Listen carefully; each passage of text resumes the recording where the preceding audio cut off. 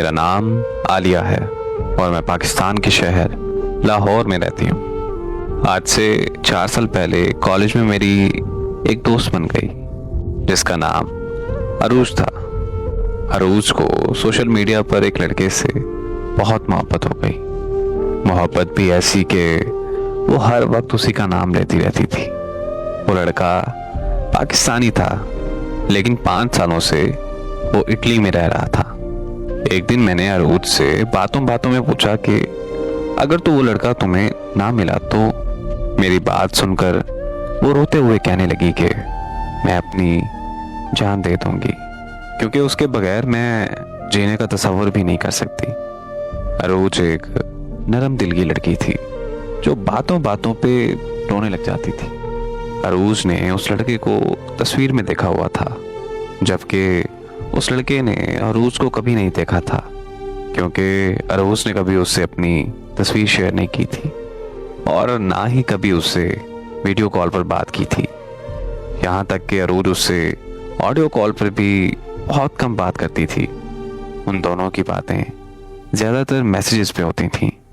दोनों के रिलेशन को 2 साल गुजर चुके थे और वो लड़का पाकिस्तान वापस आ रहा था।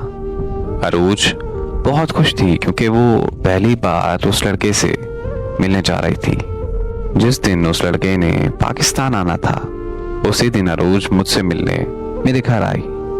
अपना फ़ोन मुझे देते हुए कहने लगी कि ये फ़ोन आज के बाद तुम इस्तेमाल करोगी और वो लड़का 2 दिन बाद मुझसे मिलने के लिए आ रहा है तो मेरी जगह तुम उसे मिलने जाओगी। और उस लड़के को ये कभी भी पता नहीं चलना चाहिए कि वो जिससे मोहब्बत करता है वो तुम नहीं बल्कि मैं हूँ। अरूज की ये बातें सुनकर मैं बहुत हैरान हुई और उससे वजह पूछी कि आखिर वो ऐसा क्यों करना चाहती है।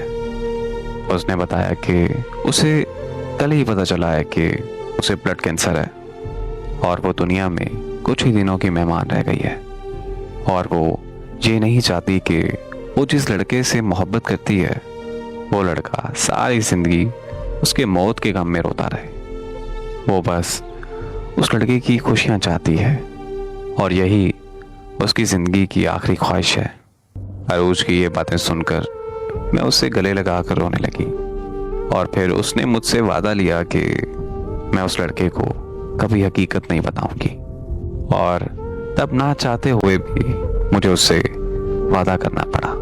फिर मैं उस लड़के से मिलने गई और उसे बताया कि मैंने उससे झूठ बोला था कि मेरा नाम अरूज है बल्कि मेरा असली नाम आलिया है। वो लड़का मुझसे मिलकर इतना खुश था कि उसे इस बात से कोई फर्क नहीं पड़ा। इस तरह उस लड़के से मेरी शादी हो गई। अरूज हमारी शादी पर आई थी और उसने अपने हाथों से मुझे दुल्हन बनाया था। मैंने उसके पांव पकड़े थे कि वो उस लड़के को सब कुछ सच बता दे या फिर मुझे बताने दे, लेकिन उसने मुस्कुराते हुए कहा कि देखो यार, मैं हंसी खुशी मरना चाहती हूँ और मेरी सबसे बड़ी खुशी तुम दोनों की शादी में है। मुझे आज भी उसकी वो कैफियत याद है जब वो हम दोनों को स्टेज पर बैठा देखकर सामने खड़ी नम आंखों से मुस्कुरा रही थी।